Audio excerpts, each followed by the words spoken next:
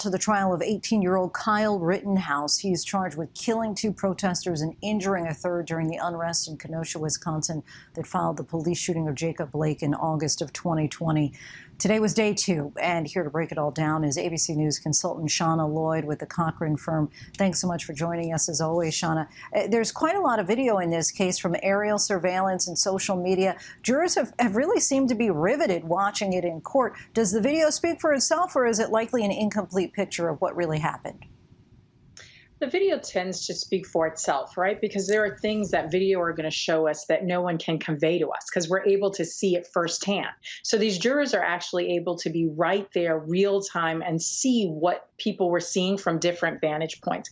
And there's no replacing that when it comes to a trial like this. Now, what you can't see in the video are things like intentions, fear, other emotions or thoughts that someone might have been thinking or feeling at that time. And that's where the witnesses are really going to come in to fill in that information for us.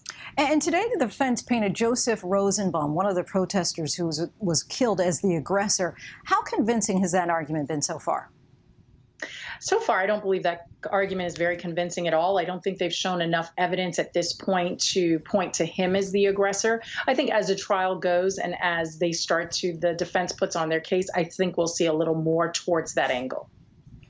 And I want to switch to another trial that we're watching now, this one over the death of Ahmaud Arbery. He's the black 25-year-old who was fatally shot in February last year while out on a jog near Brunswick, Georgia.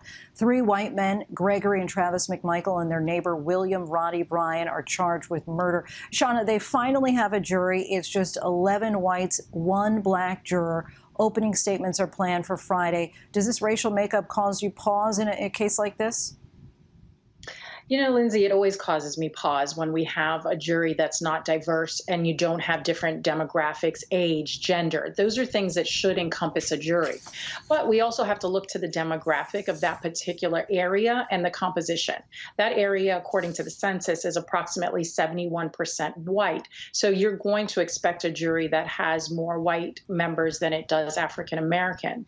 However, this is also something that we've known is that typically African Americans are underrepresented in the jury population. So we want to be sure that we are encouraging everyone when they get that jury summons. It's moments like this and every moment in all of the people's lives who have trials that might not be on the news to have those diverse voices on the jury, because you need that different demographic, that different perspective to be able to come to the right conclusion.